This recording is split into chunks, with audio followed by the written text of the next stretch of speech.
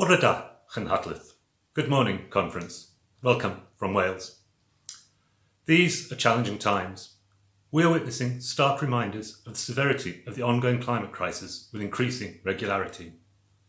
Wildfires rage across large swathes of the planet, destroying communities and invaluable biodiversity. Other areas are experiencing increases in once rare weather events, leading to devastating flooding in communities worldwide, including here in Wales, with many communities suffering the damaging effects of flooding on an annual basis.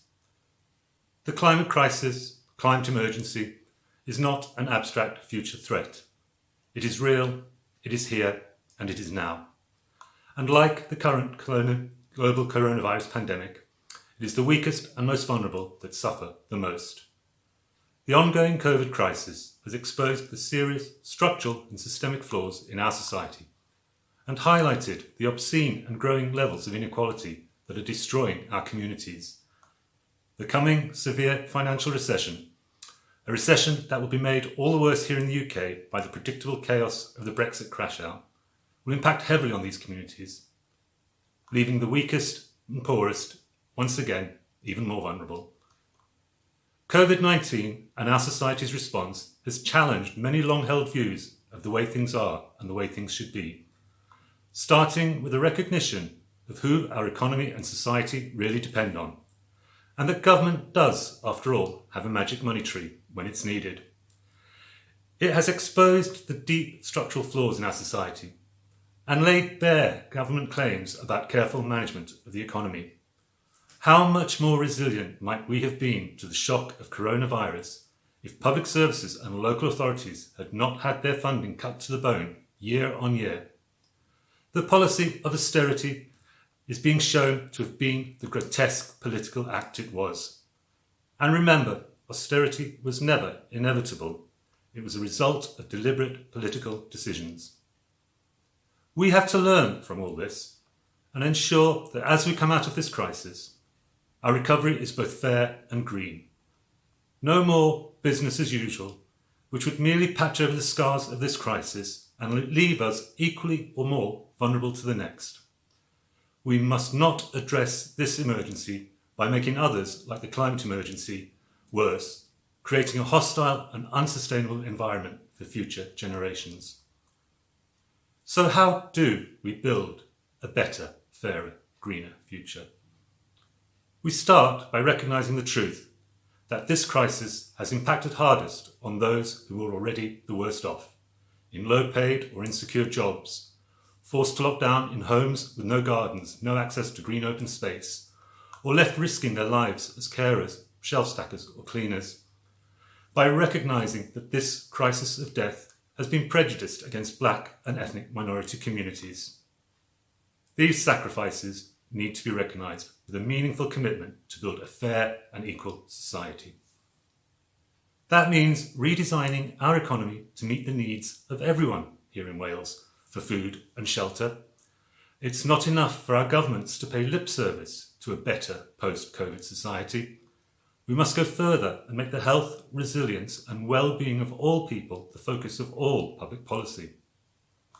To start, strict conditions should be applied to companies that ask for financial support during and beyond lockdown. Companies that routinely avoid taxes or have huge pay ratios should have no access to public money. In the year of COP26, there should be no bailouts for fossil fuel industries, and companies which are driving the climate crisis must be required to adopt targets in line with the Paris Agreement. Wales has some of the most energy inefficient homes in Europe, leaving many families having to choose between eating or heating. We urgently need to insulate and retrofit all homes, not only tackling fuel poverty, but creating thousands of green skilled jobs. Plans for this must start now with a directly supported retrofit programme. Here in Wales, we also need to take full advantage of our abundant natural renewable energy resources, again creating thousands of new green jobs for a re-skilled workforce. Wales led the original industrial revolution. It could and it should lead the second. We have also learned in the past few months how vulnerable our food system is, with no one to harvest food grown in the UK and supermarkets dependent on long supply chains. Farmers have been forced to pour milk down the drain or leave crops unpicked while families go hungry. Food insecurity has quadrupled during this crisis. Again, the most vulnerable suffer. We need government support for small farms in Wales and local independent businesses, and the sector must be prioritised after the immediate crisis has passed. We need funding for local food networks with a focus on agroecological farming so we can start the shift towards a resilient, localised and regenerative food and farming system. COVID-19 has exposed the fragility of our economy, the inequality and insecurity and poverty of millions of our fellow citizens. While we may all be weathering the same storm, we are not all in the same boat. The government has demanded huge sacrifices of everyone, some more than others. This needs to be repaid with a just economic and social system that benefits everyone. This is why our radical green voice is so crucial. Our vision of a just, sustainable society is truly transformative. It is the change the planet is crying out for. But noble ideas and good intentions are not enough.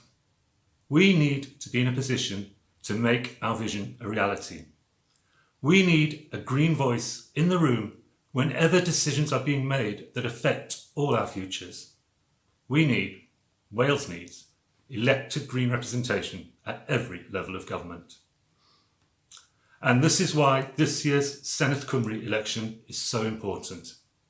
This election, the first in Wales with votes at 16, is our chance, our opportunity to get our radical message heard, to truly engage with the people of Wales, with our communities, to challenge the stale business as usual status quo.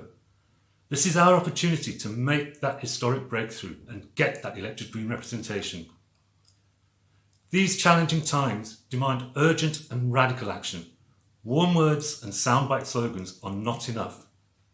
Wales Green Party's bold and ambitious plans for a Green New Deal for Wales will deliver the changes needed in Wales, providing safe, secure lives for all, and ensuring carbon reduction targets are reached at the scale and pace needed to tackle the climate emergency. In the coming months, we will hear other Welsh parties also talking about a Green New Deal, and their growing recognition of the need for meaningful action to tackle the climate crisis is welcome. But actions speak louder than words. This crisis demands more than good intentions. A well-meaning government is not enough to ensure well-being. Like many others, the Welsh Government has committed to a target of reaching net zero carbon emissions by 2050. We in the Green Party know that 2050 is too late. 2050, we must achieve net zero by 2030. 2050 is in line with neither science nor equity. This is why our plans for a Green New Deal go further and faster in recognising the scale and urgency of the climate crisis. Our ambitious plans include the establishment of a Green Transformation Fund for Wales. This will raise finance through issuing bonds to fund the building of thousands of zero-carbon new homes each year, installing rooftop on every hospital in Wales, converting thousands of houses to warm zero-carbon homes every year, replacing all diesel buses in Wales with electric buses assembled here in Wales. Wales Green Party's new Green Deal will transform Welsh society, providing green jobs in a genuine wellbeing economy, and better, healthier living through warm homes, reduced air pollution, creating a cleaner and greener world for future generations, for people and for planet. This year's election is also a crucial moment for Welsh democracy. While the election of the new Senedd Cymru with increased powers is an historical moment for Wales, the entire devolution settlement is at risk, threatened by a UK government intent on clawing back powers from the devolved nations. The post-Brexit power grab of the Internal Markets Bill and the Shared Prosperity Fund will undermine any efforts of Welsh Government to maintain high environmental and food standards, and make a mockery of the Wellbeing of Future Generations Act. As a party that believes in the devolution of power to the lowest possible level, Greens in the Senedd would do all in our power to resist this attack on devolution. But defending devolution is not enough. Wales Green Party believes that independence is a vital and necessary step toward building a greener and fairer Wales. And we will campaign for Wales to secede from the United Kingdom in a future referendum. Our vision of an independent Wales is that of a diverse, cosmopolitan and internationalist nation, committed to equality. Independence could rid us of the toxic British class system, Westminster support for oppressive regimes, international arms trade, nuclear power, corruption and tax avoidance, all of which are hugely damaging internationally as well as here at home. At a time of climate crisis, health crisis and democratic crisis, Greens in the Senedd will make the difference that is needed. Our vision for Wales will act as a global case study for what a truly sustainable society can look like, with real investment in our communities, putting people and planet first. We can and we will get those Greens elected this year, and building on that success, we will get Green councillors elected across Wales in 2022, joining Emily Durrant, our fantastic Green councillor in Powys, whose sterling work for her community has shown the true value of a Green voice in the room. In recent times, we have seen a wave of Green election successes across the globe, from Europe, where Greens are now in part of government in many countries, to the fantastic results in New Zealand last year. People are electing Greens because they know elected Greens get things done. Wales deserves no less. I'm looking forward to working with many of you in the coming months as we fight our biggest and most effective election campaign yet. We can, we must, and we will get the elected Green representation that Wales so desperately needs. Thank you. Diolch.